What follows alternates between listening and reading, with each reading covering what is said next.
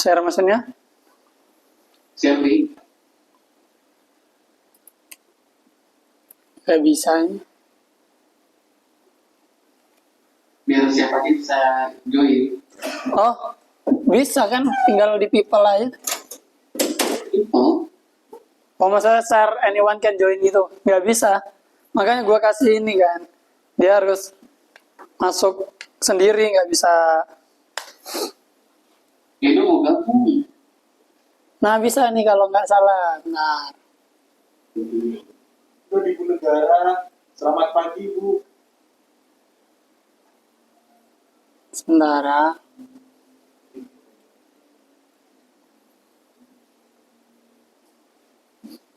Bagi-bagi. Lagi. Gimana cara linknya biar external fun? Emang sakit semua orangnya. Udah sore, baru pagi. Untuk Bapak. Di copy aja, Mas. Kopi gimana cara? Bentar ya. Ininya mungkin banget. Bagi link nggak? Iya, mau link gimana cara?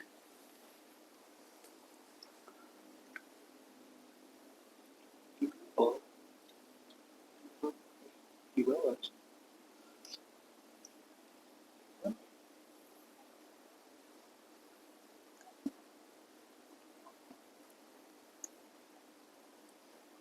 Kok nggak ada? Di sini ada. Share link.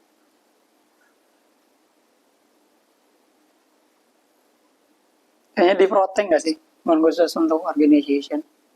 Mungkin. Di apa namanya? Yang di kalendernya kan tuh kan ada di tag ya. Tag kalender kan. Enggak, Di kalender nggak ada. enggak ada, Kalender fixnya.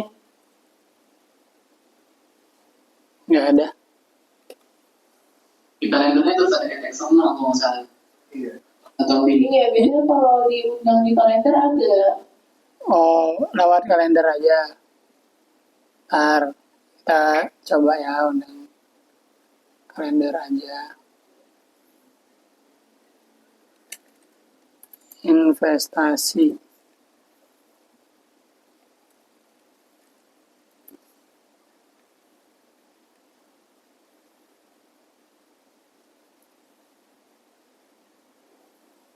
Eh,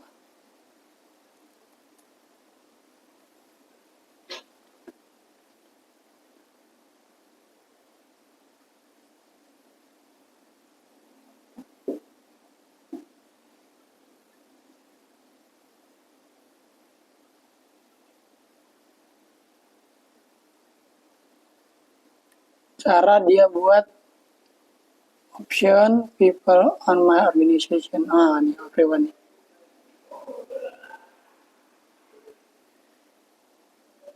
Nah, itu tuh pindah-pindah tempat ya.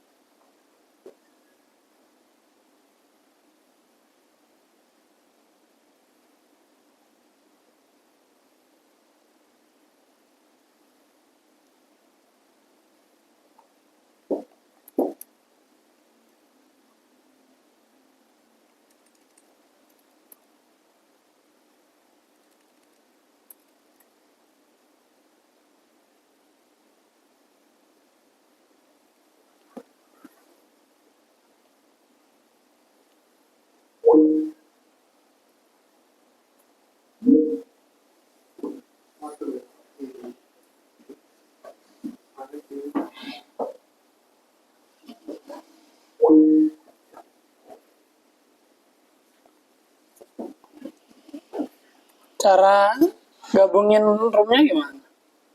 Nah, gini. Iya.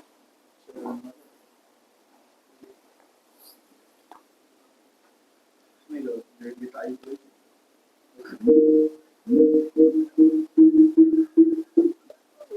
Nah, udah ya. Udah bisa kan? Dan ini share invite. Di Lotus. Di Lotus ini dipakai.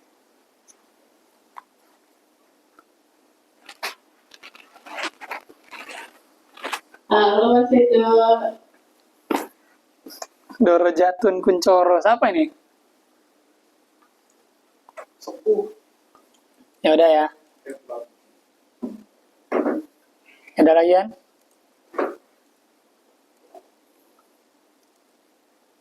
Gue record lah.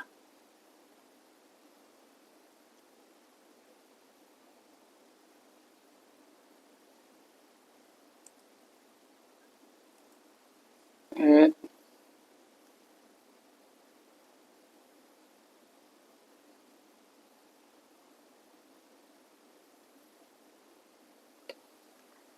Oke. Assalamualaikum warahmatullahi wabarakatuh. Udah ya? Udah ada kan nampil ya?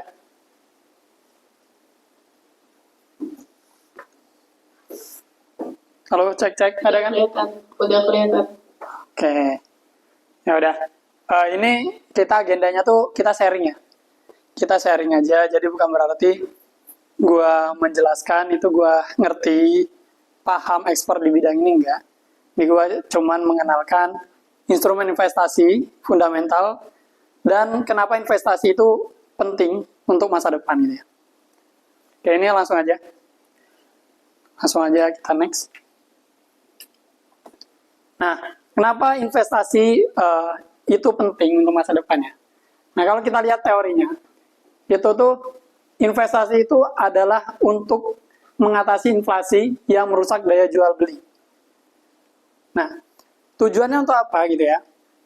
Investasi itu tuh tujuan untuk jangka panjang, supaya kita tuh nanti ke depannya tuh bisa beli rumah, pendidikan anak, dan dana pensiun gitu ya.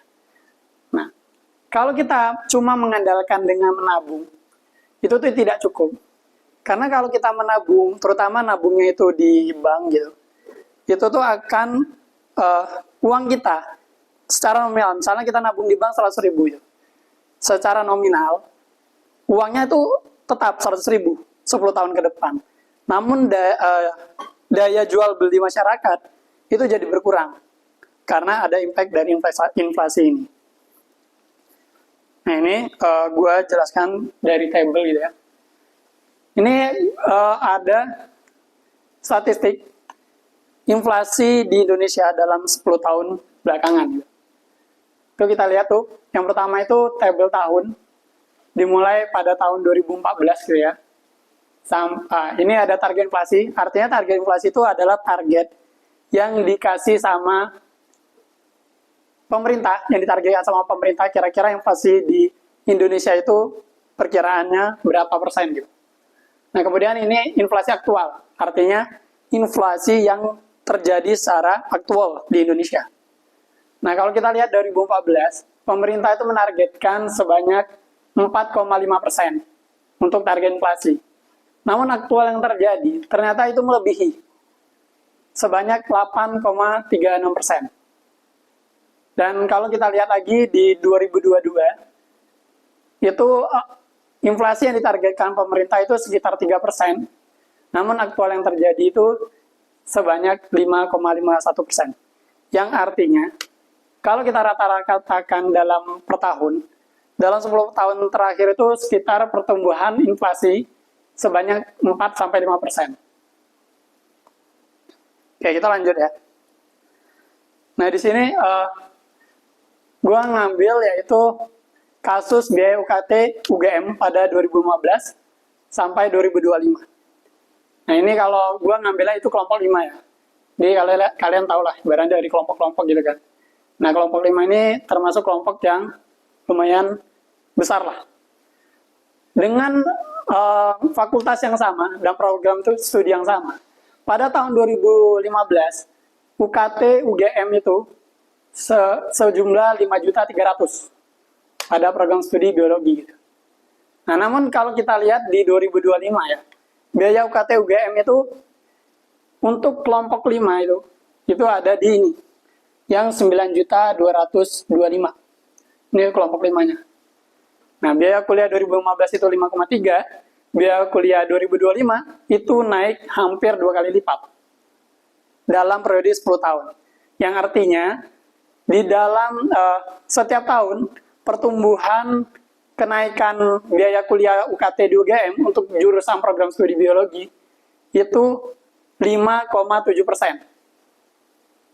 Jadi intinya, biaya kuliah UKT UGM itu melebihi inflasi yang terjadi di Indonesia. Yang tadi kita lihat cuman sebesar 4-5%. Nah, makanya di sini gue mau jelasin yaitu ini ada jenis-jenis instrumen investasi yang legal ya. Jadi ini gue nggak masukin tuh cryptocurrency dan lain-lain lah. Ini gue jelasin cuman saham, ada obligasi, ada emas, dan ada reksadana. Nah, ini kalau kalian misalnya ada yang bingung atau apa, boleh di ini ya, langsung aja ngomong lah. Oke, pertama itu memahami saham dan investasi. Nah, pertama tuh kita harus tahu dulu tuh, sahamnya apa gitu. Ini kalau secara teori, saham itu adalah kepemilikan suatu orang di dalam sebuah perusahaan. Nah, sebelum ke teori selanjutnya, jadi ngapa harus ada saham gitu? Kenapa orang itu menjual saham? Jadi analoginya seperti ini. Kayak perusahaan itu mau membuat sebuah proyek di suatu daerah. Nah, tentulah perusahaan itu membutuhkan modal. Karena perusahaan tersebut kekurangan modal, jadi cara tercepat perusahaan tersebut mendapatkan modal itu ya dia menjual sekian persen dari kepemilikan perusahaannya. Nah, itulah yang dinamakan saham. Nah, kita sebagai pembeli saham, itu sama aja kita kayak membeli sebuah perusahaan. Nah, oleh karena itu, kalau seandainya perusahaan itu menguntungkan di kemudian hari karena proyek yang dibuatnya, maka kita bisa dapat capital gain atau dividen gitu ya. Makanya ini kelanjutannya itu pemegang saham itu berpotensi mendapatkan capital gain dan dividen. Nah, investasi saham ini cocok untuk jangka panjang. Oke, ini nah ini kita ambil kode saham UNTR ya, yaitu perusahaan United Tractor lah, perusahaan kita sendiri.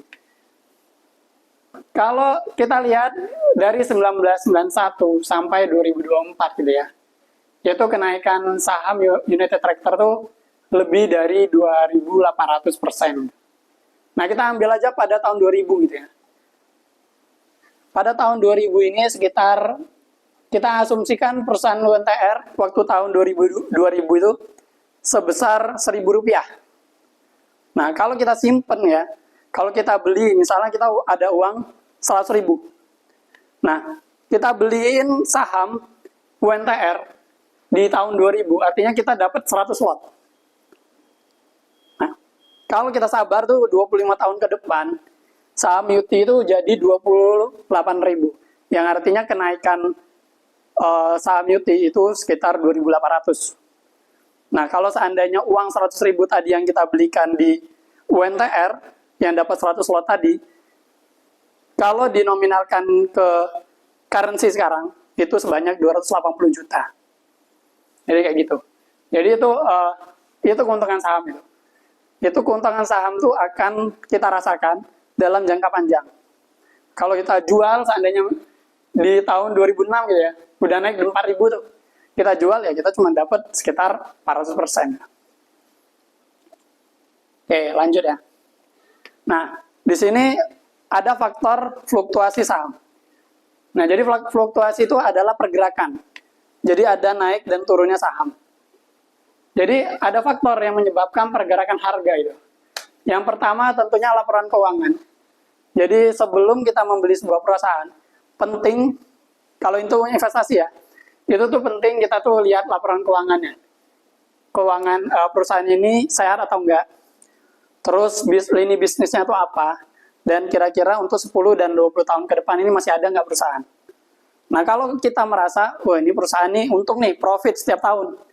terus lini bisnisnya ini masih relevan untuk 10 tahun ke depan gitu. Ya udah kita beli aja. Makanya penting banget kita tahu prospek keuntungan dan nilai saham di masa depan gitu. Yang kedua itu suku bunga yang mempengaruhi fluktuatif harga saham gitu ya. Nah, perubahan suku bunga itu dapat mempengaruhi biaya pinjaman dan investasi. Yang artinya, kalau seandainya suku bunga naik, kalau kita biasanya deposito di bank gitu ya, secara teori gitu, kalau deposito naik di bank gitu, itu biasa orang kaya akan pindah ke bank. Karena harganya lebih pasti. Setahun akan dijanjikan 7%, 8% kayak gitu. Nah, itu akan pasti. Sedangkan saham tadi kan fluktuatif tuh. Nggak jelas. Kita beli 1.000, belum tentu harganya akan tetap 1.000. Belum tentu, 1 tahun, 5 tahun ke depan, siapa tahu turun gitu kan. Nah, tapi kalau kita beli, kita deposito ya, nabung di bank, itu possible, itu pasti akan naik sesuai yang apa persen ya, udah kita dapat 8%. Nah, yang ketiga itu sentimen pasar gitu. Nah, jadi pengaruh sekali kalau kita beli saham itu dengan sentimen pasar gitu. Kayak contoh berita ekonomi global gitu. Nah, itu tuh sangat berpengaruh. Ini contohnya tuh. Ini gua buatin. Nah, di sini dari market data ya. Yaitu pada tahun tanggal 21 April 2025. Ada berita dari market data yaitu pasokan dari RI itu lagi sulit, harga nikel makin mengkilap. Nah, kalau ada berita kayak gini, otomatis karena nikel naik harganya, otomatis perusahaan-perusahaan atau tambang yang mempunyai prospek nikel atau punya tambang nikel itu pasti naik harganya. Nah, ini gue ambil itu kode sama ANTM, aneka tambang gitu ya. Ketika 21 April 2025 itu tepatnya beritanya muncul, saham ANTM itu sekitar 1.975 gitu. Nah, selang beberapa bulan dari berita tersebut naik sebanyak 3.000. Karena ANTM sendiri itu dia punya tambang nikel. Jadi otomatis perusahaan-perusahaan yang terafiliasi nikel itu pasti menguntungkan. Terus kita lanjut. Nah, ini. Nah, kalau di sini ada berita yaitu Kejagung usut dugaan penyelewengan dana 2 triliun Waskita Karya gitu. Ini yang terjadi waktu tahun 6 Oktober 2022. Nah, akibatnya harga saham WSKT itu turun karena ada sentimen negatif. Makanya WSKT itu pada tahun 2022 sampai sekarang itu disuspend, itu turun. Makanya kita harus melek lah. Kalau kita mau investasi saham, kita harus ngerti tuh siapa yang menggerakkannya. Terus gimana sentimennya untuk masa depan, itu penting. Oke. Kalau di suspend itu dia berarti nggak bisa dibeli dan nggak bisa dijual. Ya. Jadi di suspend itu nanti dari IDX itu nanti ditahan. Biasanya tuh akan diperiksa dulu tuh penyebabnya apa gitu. Sampai jangka waktu kapan? Sampai benar-benar udah diinvestigasi lebih lanjut. Kalau seandainya ini tidak ada kayak misalnya saham itu kalau terus naik, kayak naik di atas 7% setiap hari, selama seminggu aja itu disuspend. Kita nggak bisa beli sahamnya lagi. Nah, itu tuh biasanya tuh pihak jasa OJK itu akan memeriksa. Ini memang real orang yang beli atau fiktif. Karena dari saham itu, pergerakan saham itu bisa orang per orang. Kayak misalnya gue yang punya perusahaan nih, gue punya perusahaan, gue suruh lu beli. Itu bisa. Dan harganya naik. Nah, karena harganya naik, itu mempengaruhi psikologis dari retail-retail yang mau beli. Otomatis retail-retail masuk nih di harga tinggi, lu jual ke gue untung karena retail yang nyangkut gitu. Nah, penting banget kita harus ngerti perusahaannya tuh bergerak di bidang apa dan siapa yang menggerakkan. Jangan sampai misalnya kita beli udah tahu nih direksinya semuanya mantan koruptor gitu. Nah, itu biasanya tuh kalau nggak ada politik yang kuat, itu perusahaan nggak akan lama. kayak gitu. Nah, ini yang kedua itu adalah emas sebagai aset investasi gitu. Nah, emas ini adalah sebuah instrumen investasi yang paling aman. Makanya disebut aset safe haven gitu.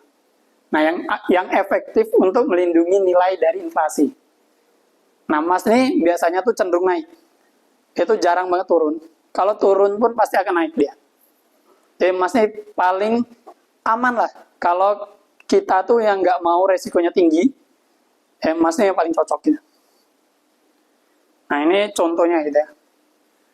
Nah, ini gua ngambil dari harga internasional. Yang mana harga internasional tuh patokannya tuh ons. Pada tahun 2022 ya. Ini gua ambil tahun 2022 bulan Juli. Harga 1 ons itu kurang lebih 27 juta. 1 ons tuh kurang lebih tuh 28 gram ya. 28 gram itu pada tahun 2022 di Juli ya, sebesar 27 juta. Nah, namun kalau kita lihat itu harga aktual sekarang ini ya. Ini harga aktual yang sekarang yang per hari ini. 1 ons 28 gram itu sebesar 72 juta. Jadi kalau kita beli 20 gram aja. Kita beli 20 gram pada tahun 2022. Itu tahun sekarang itu udah bisa 60 jutaan. Nah, kayak gitu. Jadi emas nih termasuk instrumen yang paling menguntungkan sebenarnya, paling aman lah kalau mau masuk. Ketiga yaitu obligasi. Nah, konsep dan risiko ya. Obligasi ini adalah surat utang. Jadi sebuah pemerintah itu tuh biasanya dikeluarkan oleh perusahaan atau enggak negara. Jadi itu negara tuh butuh project tuh. Dia nggak melibatkan APBN. Itu biasanya tuh si negara tersebut dia buat sebuah surat utang yang mana surat utangnya nanti disebar ke publik. Siapa yang mau beli nih? Nah, nanti dari sebuah negara atau perusahaan tersebut akan menjanjikan setahun akan dibalikan 8% misalnya atau 7%. Itu tergantung kesepakatan. Nah, namun harga obligasi ini sensitif. Sama kayak tadi. Kalau suku bunga itu meningkat, itu biasanya orang akan pindah ke deposito gitu. Atau ada risiko lain, si negara tersebut itu bisa nggak bayar gitu. Soalnya kalau negara merugi gitu ya, itu bisa jadi kita nggak dibayar uang obligasinya. Oke, nah yang terakhir itu reksadana. Nah, reksadana ini adalah wadah investasi kolektif yang dikelola oleh manajer investasi. Nah, reksadana ini sebenarnya sama kayak obligasi, saham, dan lain-lain. Tapi bedanya reksadana ini, kita tuh menyerahkan uang kita sama manajer investasi. Jadi kayak kolektif itu. Kayak misalnya contoh, Real. Real itu manajer investasi gitu di reksadana. Nanti kita tuh percaya karena kita tahu Real ini orangnya pinter lah di dalam keuangan gitu. Ya udah kita serahkan sama Real uang kita supaya dia yang ngolah. Intinya kayak gitu. Jadi kita tuh menyerahkan uang kita tuh ke manajer investasi gitu. Oke. Nah, ini lanjut ada kesalahan umum. Ini kesalahan umum yang dilakukan oleh para investor gitu ya. Nah, banyak pemula itu melakukan kesalahan umum saat berinvestasi. Misalnya tuh ketika dia udah memutuskan investasi, tapi dia bingung, nggak ada tujuan yang jelas. Contoh misalnya cuma FOMO lah. Kayak lihat saham UNTR tadi. Dia investasi di tahun 2000 gitu. Harganya 1000. Tiba-tiba teman-temannya ngajak tuh, yuk beli saham UNTR gitu. Karena dia merasa, wih ayolah beli saham UNTR gitu. Menguntungkan nih katanya. Ya dia beli. Tapi ketika dia lihat harganya turun sedikit aja, naik nih di 2000, terus turun di 1500, itu langsung panik dia. Dia takut, wah ini sahamnya kalau jangan-jangan sampai 1000 lagi nih, nanti gua nggak untung nih. Ya udah gua cut loss di 1500. Padahal kalau dia tunggu 25 tahun, harganya tadi 28.000. Nah makanya itu kebanyakan orang investor itu dia tuh cuman ya cepat aja, yang penting gue dapat uangnya dulu gitu. Tapi dia nggak bisa menganalisa untuk jangka panjang. Nah, terus ada kurangnya diversifikasi ya. Nah, artinya apa? Diversifikasi itu pemecahan. Jadi kita jangan juga kayak misalnya, wah ini gue cuman beli saham UNTR gitu. Gue nggak peduli yang lain, UNTR aja gitu. Ya kita kan bukan cenayang gitu. Kita nggak tahu nih UNTR masih ada apa nggak 20 tahun ke depan gitu. Kalau kita sekarang ngelihatnya, ya mungkin kita beli. Walaupun kalau di tahun itu gue beli 1 juta tuh sama UNTR gitu kan. Tapi karena gue kan nggak tahu tuh di tahun itu. Nah, otomatis kita tuh untuk aman ya diversifikasi. Belilah beberapa instrumen investasi. Kayak di saham gitu. Terus di emas gitu ya. Saham pun ya cari yang prospek. 3 atau 2 gitu. Yang mana yang kita bisa pantau ya. Intinya kayak gitu. Tapi jangan FOMO juga. Semua dibeli gitu. Superbank lagi IPO beli gitu. Bilang kan nggak tahu prospek ke depannya. Nah, dengan kita tahu tujuan, terus kita bisa diversifikasi gitu ya. Itu tuh sangat penting supaya untuk keberhasilan jangka panjang. Terus ini yang terakhir yaitu tindakan dan kesimpulan investasi. Nah, untuk memulai investasi itu yang paling penting itu menentukan dulu tujuan finansial. Jadi ngapain sih gua melakukan investasi? Contoh kayak tadi kan. Oh, gua mau investasi nih supaya uang investasi ini untuk biaya sekolah anak. Misalnya baru punya anak nih. Otomatis kan kita harus memikirkan tuh. Kalau kita lihat tadi biaya UKT, UGM aja setiap tahun tuh naik 5,7%. Nah, kalau kita hitung gitu ya, dari sekarang, misal kita mau masukkan nanti keturunan di UGM gitu ya, otomatis kita harus mikir ke depan, 20 tahun ke depan gitu. Ketika anak di umur 18 atau 20 tahun gitu. Nah, kira-kira gua harus nabung berapa? Supaya uang gua tuh aman gitu. Nggak tergerus sama inflasi juga. Nah, jadi kita harus menentukan tuh, investasi apa yang cocok, ataukah saham kah, atau emas, atau obligasi gitu ya. Dan kedua tuh juga kita harus concern gitu ya, apalagi kalau kalian orang yang memang melihat yang aware lah sama syariah gitu ya. Nah itu tuh gue saranin jangan obligasi, karena obligasi ini kan surat utang, pemerintah butuh duit gitu ya, dan dia akan balikan kita duit, yaitu nggak syariah. Dan saham juga itu carilah yang saham-saham syariah. Itu kalau kalian pakai Stockbit gitu ya, itu tuh bisa kita filter tuh saham yang syariah apa non syariah itu bisa. Nah intinya kayak gitu sih. Jadi penting banget kita tuh nentuin tujuan untuk finansial ke depannya. Dan yang paling penting ya ini, dalam investasi itu adalah mulai. Jadi mulailah investasi sejak dini. Ya udah. Itu aja sih yang gua mau sharing ya. Sharing singkat doang. Mungkin bagi kalian yang mau nanya, boleh silakan. Ya. Tadi kan yang terakhir kan bilang kan, investasi itu kalau bisa dilakukan sejak dini. Ya. Nah, aku masih bingung sih, sejak dininya nih kapan? Soalnya kan kesanggupan finansial buat itu kan harus ngeluarin kayak kita bikin uang tinggi gitu ya, jadi uangnya nggak bakal kepake sampai jangka waktu tertentu kan. Benar. Gimana sih kita dikatakan siap untuk terjun ke Investasi gitu ya. investasi itu ya? Ya. Apakah ada rumusnya gitu buat budgeting? Oke. Kita tuh makanya ketika kita memahami tentang kebijakan finansial gitu ya, apalagi tujuan finansial kita udah jelas gitu. Nah, kita tuh harus tahu dulu mana yang prioritas. Kalau seandainya kita sekarang untuk membiayai hidup aja masih belum mampu, ya jangan dulu investasi menurut gua. Nah, mulai sejak dini itu setidaknya kita tahu konsepnya dulu, bahwa ada loh hal seperti ini.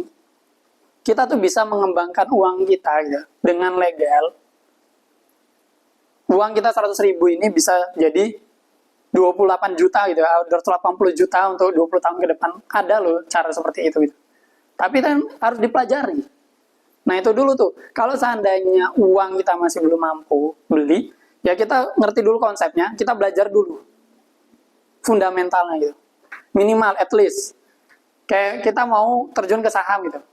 Ya kita harus bisa dulu baca laporan keuangan. Terus arus kasnya gimana, terus kita bisa melek tentang financial news gitu ya. Apa yang terjadi di global ya. Nah itu penting. Nah itu dulu, sejak dininya maksudnya, kalau belum mampu uangnya, pengetahuan itu dulu. Nah nanti ketika kita dimampukan, ya udah kita masuk.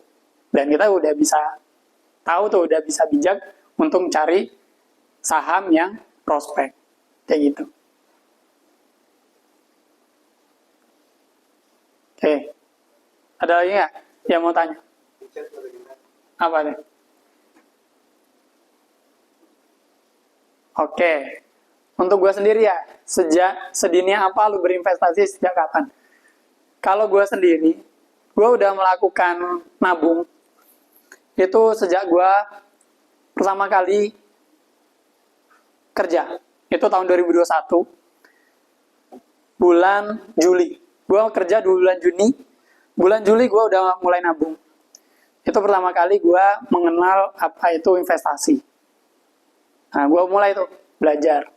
Nah, waktu itu gue langsung ke saham. Nah, saham ini tipenya tuh high risk, high return.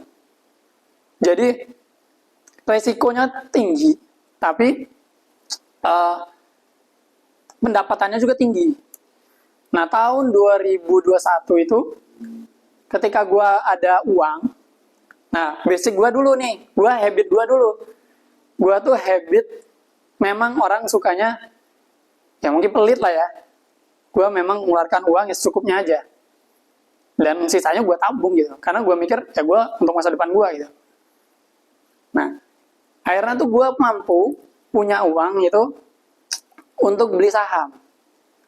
Nah, waktu itu gue beli saham tuh. Yaitu tadi yang kesalahan pemula, saya berinvestasi. Ketika gue beli saham gorengan. Nah, gue belilah saham gorengan. Pertama kali, ya kayak 3-4 kali gue melakukan pembelian di saham gorengan tuh, langsung untung gue. Jadi, modal gue itu, ya adalah berapa, tapi keuntungan gue tuh 70%. Nah, gue merasa jumawa tuh. Baru-baru main, udah 70% keuntungan gue gitu. Gue merasa, nyari uang mudah banget gitu kan. Nah akhirnya karena tadi gue nggak ada persiapan atau kebijakan finansial yang tepat gitu ya, akhirnya gue nafsu beli lagi, akhirnya keuntungan 70% gue tuh hilang. Jadi kayak gali lubang tutup lubang. Akhirnya 70% gue tuh ya udah lenyap aja gitu. Ketika untung loss lagi, untung loss lagi gitu. Nah akhirnya tuh gue mengenal investasi apa yang aman gitu. Karena gue kerja, gue nggak bisa tuh terus monitoring candle gitu ya, pasar gitu. Apalagi kita lihat tuh live trading gitu, tuh pusing banget tuh kalau kita perhatiin live trading. Jadi gue karena gue mikir gue kerja juga dan gue perlu naikin karir gue juga gitu kan. Ya gue nggak bisa fokus di sini gitu. Akhirnya gue kenal emas. Nah, tahun 2022 pertama kali gue ke Jakarta, gue udah kenal emas. Nah, rumus gue, emas itu gue sisihkan. Jadi itu gue tuh dulu nggak tahu emas akan setinggi ini, nggak tahu gue. Jadi intinya, gue beli emas karena gue pingin punya emasnya. Kayak kita beli cincin lah, cincin emas gitu kan. Lu nggak peduli gitu. Harga emasnya berapa, kalau lu pingin cincinnya ya udah beli aja cincinnya gitu. Nah, konsep gue gitu, mindset gue. Karena gue pingin punya emasnya, ya udah gue beli aja. Nah, setiap bulan tuh gue sisihin uang gue untuk emas. At least misalnya cuma bisa mampu 200.000 atau 500.000 gitu. Ya semampu kita. Seberapa lu mampu bisa nabung gitu.